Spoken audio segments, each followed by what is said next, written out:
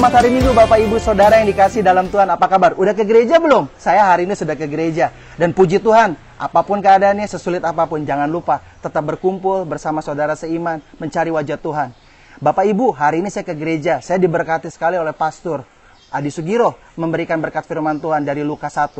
Kita lihat ya Bapak Ibu, kenapa ini jadi menarik. Ini bercerita tentang Imam Zakaria dan Elisabeth. Dua orang benar di hadapan Tuhan yang berdoa.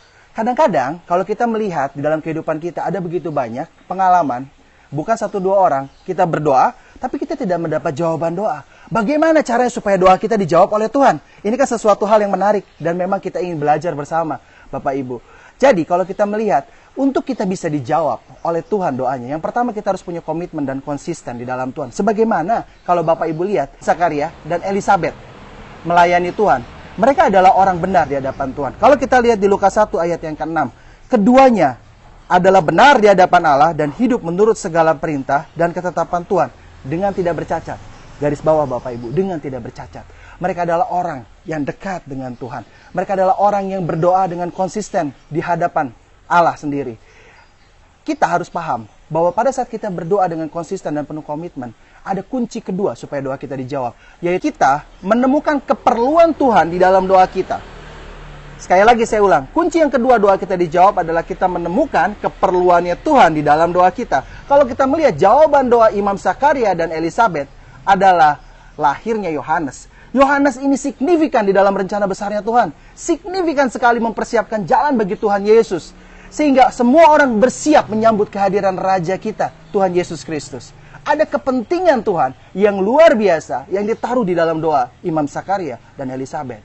Tapi kadang-kadang juga kita merasa bahwa kita sudah berdoa, kita sudah mendoakan sesuai dengan apa yang menjadi kerinduan yang Tuhan taruh dalam kehidupan kita. Tetapi kenapa ini masih tidak dijawab? Ada kunci yang ketiga, yaitu kita berfokus pada Tuhan di dalam doa kita, bukan pada keadaan.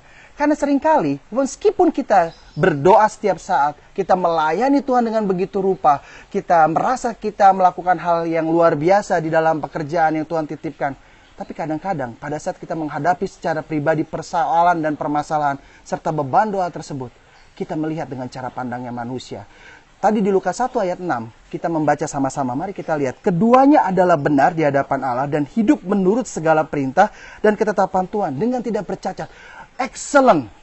Tetapi bayangkan, orang yang bisa dekat dengan Tuhan, berbicara dengan Tuhan, melayani dengan begitu rupa, pada saat dirinya pribadi menghadapi persoalan dan challenge, bersikap sebaliknya pada saat Tuhan jawab doa dan kerinduan mereka.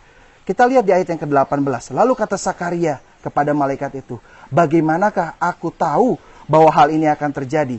Sebab aku sudah tua dan istriku sudah lanjut umurnya. Bayangkan, Tuhan menjawab, Zakaria tidak percaya 100% terhadap jawaban doa karena melihat keadaan. Jadi Bapak Ibu, ada 3 kunci yang utama. Yang pertama, berdoalah dengan komitmen dan konsisten. Yang kedua, berdoalah dengan menaruh apa yang Tuhan mau kita doakan di dalam kehidupan kita sebagai bagian rencana Tuhan.